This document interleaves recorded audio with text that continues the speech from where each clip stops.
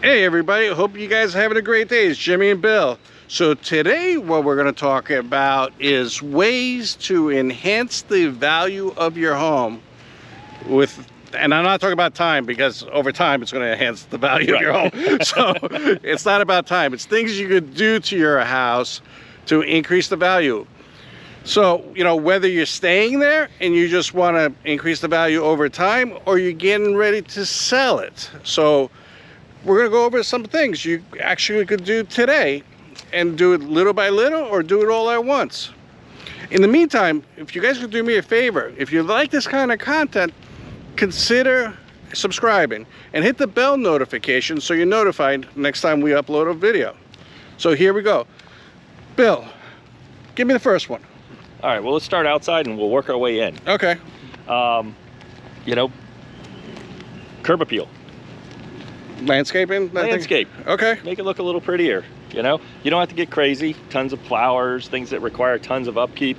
You know, just sometimes it's just pruning what you have, or maybe throwing a little extra water and some fertilizer on it to spruce things up, some fresh mulch, you know, stuff like that. Just kind of spruce it up a little bit. I could add to that. So if you have big trees in front of your house, like big oak trees, and you have big branches hanging over the house, it's a safety hazard. So if one of the branches breaks and they fall on your house, it'll do damage. B, insurance companies don't like it. And C, it reduces the life expectancy of your roof, because mold, you know, just shades and all that stuff. So it's a good one. That's a good one. So actually, you know, trimming back the branches, especially you might say, oh, it's a pretty oak tree that's hanging over my house. It can look pretty, but it's doing more damage, and actually I believe it's decreasing the value of your house, because an inspector is going to point it out and say, if you decide to sell it, say, hey, that branch has to go. And some branches, believe it or not, cost thousands of dollars to get rid of. Oh, they can. Yeah, I've seen tree trimming can be quite costly from time to time, you know. So but a nice trim, nice haircut, if you will, makes it look a lot better.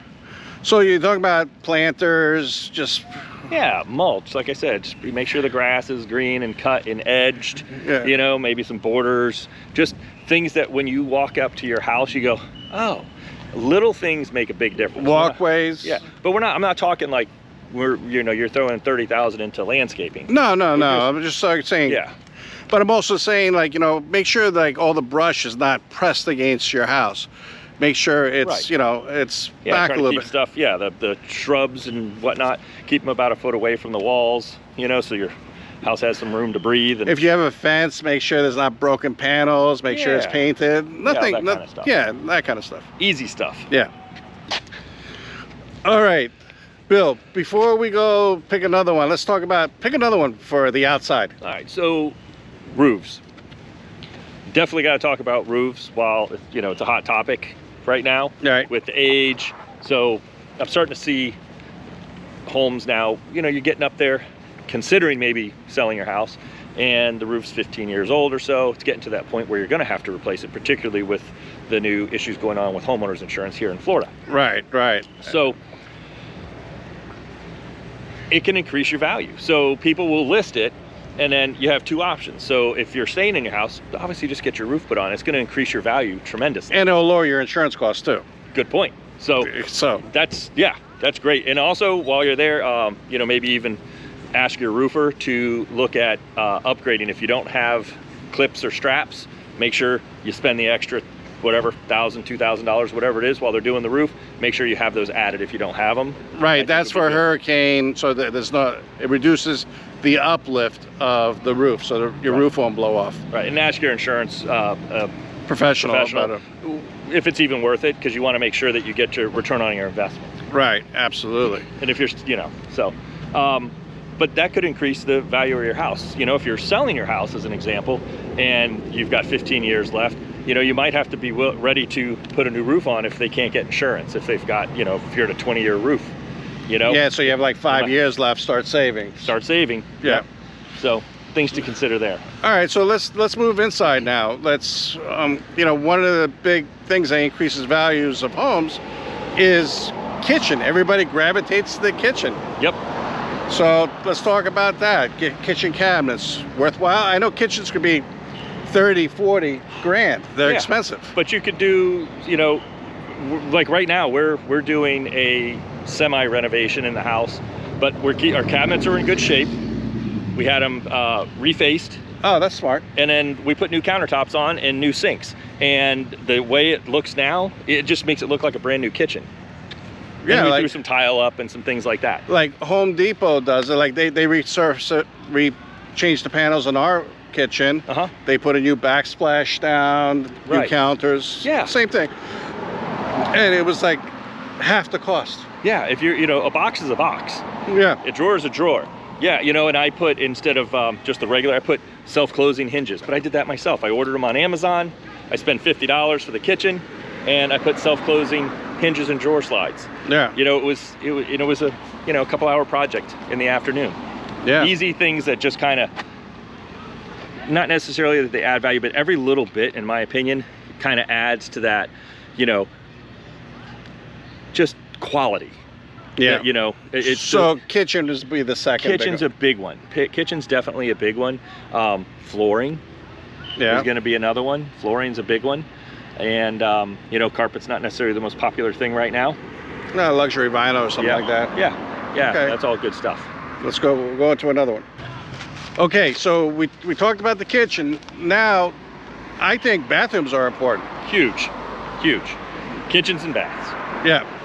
You could do the same thing pretty much what you did in the kitchen. You could resurface the cabinets there, change the fixtures, even the bathtubs, maybe, you know, resurface them. Yeah, you know, that might be an option.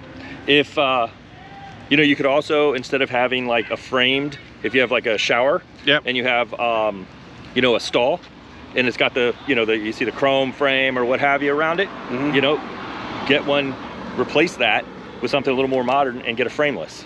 Oh yeah, because it just kind of spruces up the look a little, and they're relatively inexpensive in consideration of tearing out an entire bathroom and starting over from scratch. Yeah, which could be a nightmare, especially if you're moving plumbing and stuff. Yes, I can speak from experience on that one. All right. So here's one that I think will increase value too, is making the house more energy efficient. So I know it's not like a visual thing, but if you if you have old windows and they're single pane windows, and now you're gonna put, you know, impact windows or some high quality vinyl windows, people look at that, they're like, yeah, this house has all new windows. Wouldn't that increase value? Yeah. Oh, if you're putting in new windows, you know, even just double pane windows for energy efficiency, that's definitely going to increase the value of your house. You know, same thing with maybe blowing in some insulation. Yeah. You know, getting that done, because if you have the blown insulation, after a while it kind of settles. So it's worthwhile having some extra insulation blown in. Well, including maybe, you know, if you have an old air conditioner, updating the air conditioner to be more efficient. Yep. I think that's going to make a big difference too, because people will say, okay, how old's the air conditioner? If you tell them it's 12, 15 years old, even though it's working, if it's a newer air conditioner, I think it increases the value of homes. Yeah, it's definitely going to make it more, even if it doesn't increase 100% of what you paid into it, you know, which will bring us to another topic here, but you're at least increasing the energy efficiency on the unit, and you have more life on it. Makes it more sellable. You know, and people ask, you know, what the average power bill is and what you keep your air conditioner at. You know, people want to know these things. You know, things are tough right now, and power, you know, everything's inflated. So here, I got something that I want to share, and I had a disagreement with somebody. Okay. So they were buying a house, and I was there, and the guy says, I'm putting a pool in here. I'm spending $75,000 on the pool, and it'll probably increase the value by $100,000. And I'm not an appraiser, but I disagreed from what I see. So putting a swimming pool in that costs $75,000 doesn't mean you automatically get $75,000 more value, because it really depends. You could develop a house, you could fix up a house too much that you have too much money into it compared to the houses in the area. Can you kind of talk about that? Yeah, it happens. So unfortunately, it doesn't work that way. That's called over improvement. Okay. And kind of like what we were touching on there a second ago, you're not going to get dollar for dollar what you put into it is not what you're going to get out. So when we're talking like kitchens, baths, things of that nature, kind of what we were discussing with the cabinets, countertops, you know, you're going to have a higher return on your investment. Right. With those things. You're putting in a pool to increase the value of your house at whatever you said, 80,000. You're not going to get 80,000 for the pool. Yeah. I went into another house and the guy was putting an elaborate bar in the house, you know, in one of the sections, like, I mean, carved out and everything. And he's probably putting 60 grand into this bar. Whew. And he thought he was going to get an extra 60 grand value. And I'm like, no, some people will come in and they'll see the bar and they'll be like, tear it right out. Tear it right out. Say, no, I'm not interested in it. It's important to you. Right. It may not be important to the person buying your house. Right. That's what I'm saying. It's just like, you have to really consider the things that you do to improve your house. If it's for you, that's great. But if you think that you're going to sell in 2, 3, 5 years, maybe some improvements you're thinking about doing, maybe they're not the right ones. Yeah, but at the end of the day, you have to be happy where you live. Right. I'm a strong believer in that. You know, we've had these conversations. And if I'm staying in a house, if I projected I'm, you know, not anytime in the near future, 5 years, whatever, to put a number on something, I'm not gonna say, no, I'm not gonna enjoy a pool for 5 years. Right. Because I wanna make sure I maximize my return on investment 100%. I'm not gonna not modernize my house because in 5 years I may sell. 5 years is a long time. You don't know what's going to happen in 5 years. Right, but if you're but if you're planning on selling it and you're just doing the improvements to sell it, then you really have to think about. Right. Yeah, like when I was getting ready to retire from my first career, I certainly wasn't going to renovate my house because I didn't know where I was going to live, because for the first time the world was my oyster. I could go anywhere I wanted to. Right. I wasn't bound by a job at that point. Right, absolutely. And I could live where I wanted to live. Yeah, that's true. So things to consider. Yep. Bill, I got one. It's, to me, it's inexpensive. You know, it's not expensive at all to do it, and it's just painting. Yeah, exactly. Neutral. Like if you're getting ready to sell your house, and you know you haven't painted in a while, paint your house. Yeah, you know, inside and out. Paint it. Paint your baseboards. Paint your ceilings. Paint your walls. And do me a favor, if you're selling the house and you have a room that's black or purple or paint the room, something crazy, please prime it and paint it before you put it on the market. If the realtor's any good, the realtor will tell you, prime and paint it before you put it on the market. Right. That's you know, some rooms look. I just listed a house that had a room that was black. But it looked really good. It was done tastefully with the accents and everything. So we chose to keep it because it would go against because that would be my normal, like, we need to change this. Right. Like that's a no-go. But it was done in such a fashion that it kind of went with the whole house.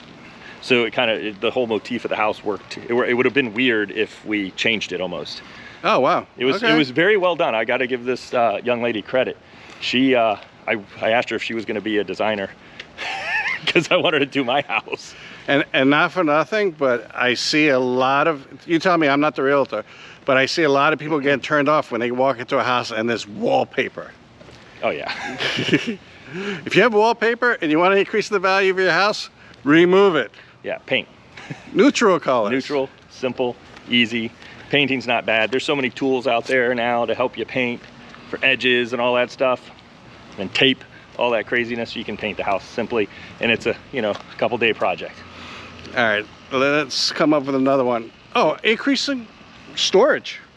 Some people are like, yeah, this house doesn't have enough storage, or wouldn't that increase the value, adding storage? Yeah, maybe. It just depends on what we're talking here. Like, you know, are you robbing Peter to pay Paul? You're robbing part of the garage. You know, is that really gonna? That's a convenience, not necessarily maybe a value increase. Putting a shed out back, maybe not necessarily a value increase. You know, it's a nice to have, not a need to have. I don't know if you're gonna get your money back on that unless it's for you, you know? Right. Well, one thing is, if you're planning to sell, if you converted a garage into an office or something, you think you should convert it back to a garage? Like say you built a wall. Did you pull the permits to do it? That's what I mean. Most people will just put up a wall in the garage and be like, okay, Yeah, it's not going to be counted as livable space. So just take that in most of the time. So explain to everybody about square footage of a house. Like you see two numbers, heated and total square footage. Okay, so heated's what's under roof with your heating and air conditioning system. Bedrooms, living room, kitchen, bathrooms, things of that nature. Then you have your garage. That's not you may have an air conditioning duct in there. Yeah. But that's not considered livable space. So total square footage versus heated. So like on Zillow, when they say square footage, they're talking about heated square footage. Am I correct? Typically, yeah. That's what I mean. People get confused. They're like, no, this house is 4,000 square feet. I'm like, no, it's really 3,200 square feet. Right. It's the living space. It's the living space. Right. So if you're converting a garage into a living space, you really can't count it as living space. That's my point. Right, unless you pull the permits and do it the right way. Right. Then it's totally fine and you can do that. And there's plenty of houses where they've taken the single car garage and turned it into an additional room, but they've raised the floors, they've pulled the permits, you know, and done the appropriate things. Here's one that we could do a whole video on this. Actually, there is a video on it. That's right. There's a whole video on it. I'll post it below so you guys can watch it, but go ahead. That was not a planned intro into another video. It wasn't. What I'm referring to is solar. Does it increase the value of your house? That's debatable. Remember, you're paying for the solar. It's free most of the time, but you're going to pay for it in some way, shape, or form. Nothing's free. Yeah, because nothing is free. So I would just use caution when you're getting into these lease deals or these no money, you know, and it's a long-term lease. Most of the time you can transfer the lease. And please, if the salesperson says, yeah, you can get out of this at any time, they are correct. You can get out of it, but you have to have somebody to give it to, or you have to pay the whole thing off. And most of those leases are perpetual, meaning they're very long. They're 25, 30-year lease for the solar. Yeah, and chances are you're not going to be in the home that long. Right. So it doesn't necessarily increase value. So just don't think that you're going to put solar panels on and it's going to increase the value of your house. And let me tell you something about solar panels real quick. Okay, there is some pros and cons. You can watch the video below that I did. But a lot of insurance companies don't like solar panels. They really don't. So they know that you have solar panels on your roof, they're not going to insure you. I ran into it now once or twice. I'm not an insurance agent, but I keep running into it. Wow. They don't like it. That's crazy. I didn't and know not that. only that, but a lot of solar panels where they connect them to the roof, and you'll see that on the video, as the wind goes underneath and shakes them a little bit, over time they start leaking. Oh, that makes sense, yeah. So watch the video if you're considering solar panels, but I don't consider it, in my opinion, an enhancement in value. Definitely, I don't either. I think that would be more of a headache than a value. Right. So that's today's video. I greatly appreciate it as always. If you like these kind of videos, consider subscribing. Hit the bell notification so you're notified next time we upload. And make sure you watch our next video coming up. I'll talk to you soon. Thank you again. Thanks. See you next time. Bye-bye.